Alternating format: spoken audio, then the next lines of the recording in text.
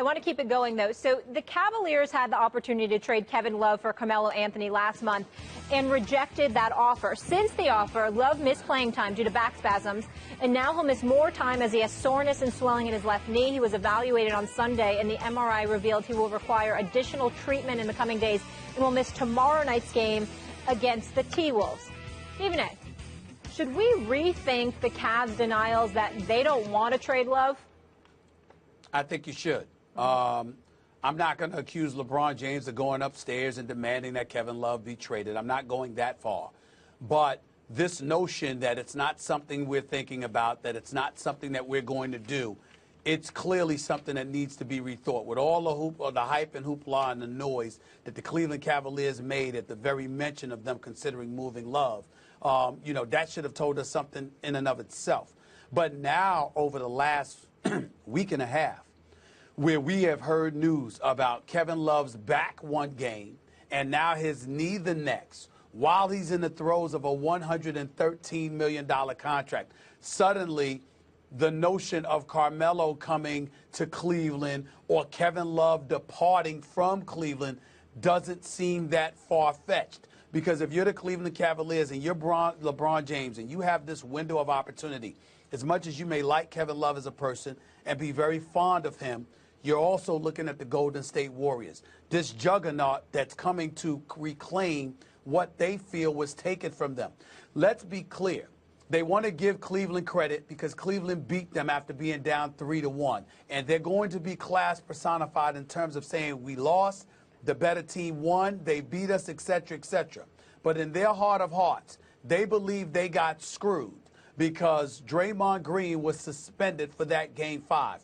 They believe if Draymond Green had not been suspended, they would have closed out Cleveland. So they're coming to reclaim what they feel is rightfully theirs, and LeBron knows it. He knows they've got to be ready. And how can you be ready if Kevin Love's got a bad back and a questionable knee? That's not the definition of ready for Cleveland. So we should be rethinking this stuff, particularly as the trading deadline approaches, as to whether or not Kevin Love is going to stay in Cleveland or not, because you can't tell me that Cleveland's not at least thinking about it, depending on the offers they get, with the health being a questionable issue with Kevin Love, which is something, Max, that I've been saying for the last several months. Yes, you have. And if, in fact, in the middle of this huge deal, Kevin Love has a bad back and knee and he's a long-term health risk, they should move him. But let's keep in mind, Carmelo Anthony's older than Kevin Love. He's also got a bum knee. He's had injury histories. He's no longer at his best. He's probably in decline. Also has got a huge contract. So if you deal Kevin Love for Carmelo Anthony, what are you actually saying? Because you feel, Stephen A., as you've mentioned on the show before, that increases your chances to win a championship this year.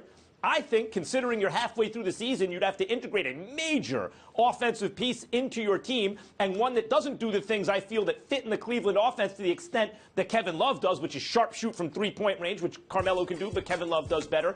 Outlet passing, all those kind of things Kevin Love does on an elite level, and it really fits the offense of the team. Carmelo not exactly the same. If you make that move, Kevin Love been integrated in the team now, going on 3 seasons. What the signal you're really sending is, look, we're actually decreasing our chances that we win the championship this year, but maybe over the long run we're increasing our chances that we can win more championships because we have the rest of this season to integrate Carmelo. He's going to be happy playing with LeBron and Kyrie ostensibly, and then next season we reload, and going forward we have a nucleus that can compete against Golden State on even terms. Maybe that's it, but if I see them move Kevin Love before the deadline, it tells me more than just he's hurt. It tells me, in a sense, they're conceding this season to Golden State.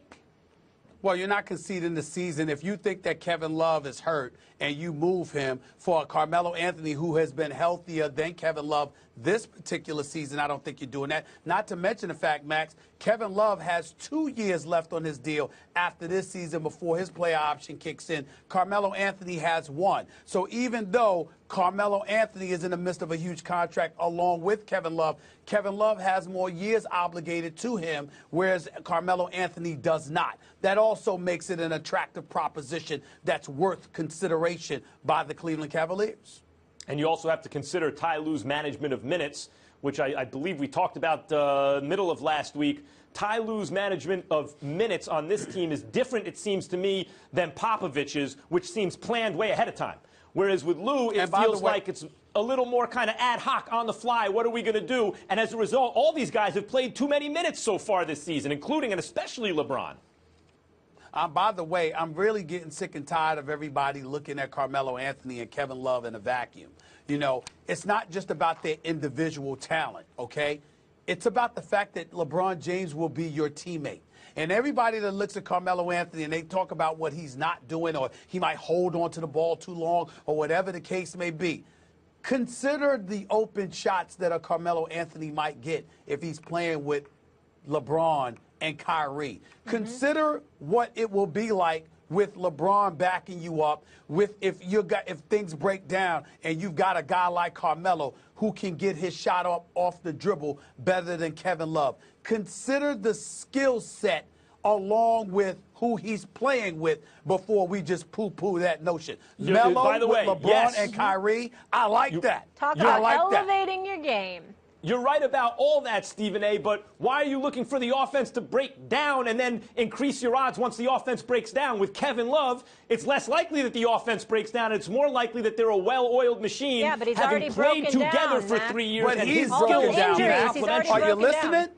Are you listening? We're wondering whether or not he's broken down. Yeah. Yeah, There we go. That's Carmelo the issue. too, although you're right. Recently, Carmelo's been more healthy than Kevin Love. Yes. Thank you. Gentlemen, we got to keep